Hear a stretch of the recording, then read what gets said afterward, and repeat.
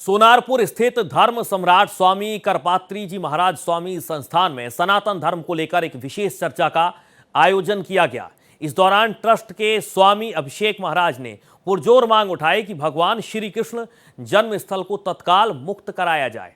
स्वामी अभिषेक महाराज ने यह भी कहा कि सनातन संस्कृति ने हमेशा सभी धर्मों का सम्मान और रक्षा की है, लेकिन इस पर हो रहे राजनीतिक आघातों को बर्दाश्त नहीं किया जाएगा। उन्होंने कांग्रेस और समाजवादी पार्टी पर तीखा हमला बोलते हुए कहा कि सनातनियों पर हो रहे हमलों का जनता करारा जवाब देगी। साथ ही विश्वास ये भी जताया कि काशी विश्वनाथ की तर्ज पर श्री कृष्ण जन्मभूमि भी जल्द मुक्त होगी। भारत या सनातन को लेकर के चर्चा हो रही है। कल वंदे मातरम गीत को लेकर के कांग्रेस के द्वारा अवरोधता किया गया है। लगातार वो लोग राम मंदिर चढ़ावे को लेकर के बोल रहे हैं, सनातन पे विरोध कर रहे हैं। क्या कहना चाहिए? देखिए, जिसका अस्तित्व ही कुछ नहीं हो तो दूसरे के अस्तित्व पर सवाल उठाते हैं। पहले तो इन्होंने राम और राम के मंदिर पर के अस्तित्व पर सवाल उठाया, आज अब चंदा चोरी पर सवाल उठा रहे हैं। कल के आज गो हत्या के समर्थक हुए हैं, कुछ दिन पहले इन्होंने गो रक्षकों पर गोली चलवाई थी। तो हम आग्रह पूर्वक निवेदन करना चाहते हैं, जितने ये कल्पित राम भक्त और गो भक्त बने हैं, वो चले कृष्ण भक्त बन के भगवान कृष्ण के मंदिर के उद्धार के हेतु प्रयास करें। अगर यह करते हैं तो हम मानेंगे सत्य में सनातनी, परंतु जब देश गो रक्षा के पक्ष में खड़ा हो गया तो आप अपनी रोटी सेकने के लिए बन रहे हैं।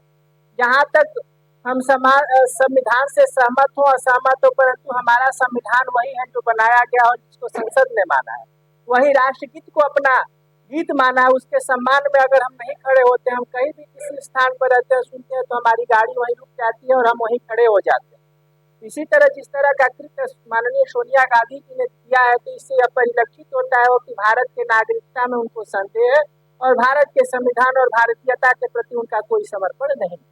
कुरान को लेकर के लोग, कुरान में अगर जरा भी अभद्रता होती है तो एक वर्ग जो है विशेष रूप से विरोध में आ जाता है, लेकिन सनातन की जब कभी चर्चा या विरोध होता है तो इसमें कुछ बटे हुए लोग दिखते हैं। क्या कारण है और कैसे सुधार? देखिए, किसी सनातन इतना बड़ा होता है कि किसको जो कहना है कह ले, इससे किसी को कुछ मतलब नहीं। सनातन की यही महानता होती है। सनातन और सनातनियों के बीच में यह तारतम्य बनना चाहिए कि जैसे वो अपने कुरान के लिए चिंतित है, उसी तरह हम अपने सनातन के लिए जब तक चिंतित नहीं होंगे, जब तक खुखार और कट्टर नहीं होंगे, तब तक भारत का परिवर्तन हमारे समझ से नहीं होगा और सनातन का उद्धार तब तक नहीं होगा। आज हमारे संग युवा चेतना के संयोजक रोहित सिंह जी, मैं उनसे बात करूंगा, संत सम्मेलन को लेकर के बात करूंगा, संत के सनातन पे बात करूंगा कि आखिर सनातन क्या है, सनातन की जो परिचर्चाएं होती हैं, जो विरोध हो रहा है या सनातन के जो विरोधी हैं उनके बारे में क्या कहना होगा। रोहित जी, आपका बहुत बहुत स्वागत। धन्यवाद। राहुल गांधी लगातार सनातनियों को लेकर के या समाजवादी पार्टी के लोग सनातनियों को लेकर लगातार कटाक्ष करते हुए नजर आ रहे हैं। देखिए, भारतीय राजनीति के लफुआ है राहुल गांधी। जिस प्रकार से कल उनकी पूज्य माता जी श्रीमती सोनिया माइनो ने राष्ट्रगीत का अपमान किया है, इस पे सबसे पहले राहुल गांधी स्पष्टीकरण दें। और सनातन धर्म की बात क्या करेंगे कांग्रेस के लोग और राहुल गांधी? पूज्यपाद स्वामी करपात्री जी महाराज के ऊपर 7 नवंबर 1966 को देश की राजधानी दिल्ली में इंदिरा गांधी ने लाठी और गोलियां बरसाई थी। पहले राहुल गांधी भारत माता से, भारत मातारी के लोगों से, सनातन धर्मावलंबियों से, सनातनियों से और ब्रह्मलीन पूज्यपाद स्वामी करपात्री जी महाराज से सार्वजनिक स्तर पर माफी मांगे कि उनकी दादी ने कुकर्म किया था और उसके लिए उन्हें कभी माफी नहीं मिलेगी। कल वंदे मातरम को भी लेकर के बहुत कांग्रेस के द्वारा अब क्या बचा? प्रमाणित हो गया ना कि सोनिया गांधी को इटली से प्यार है, भारत के राष्ट्रगान से, राष्ट्रगीत से उनको कोई मतलब नहीं है।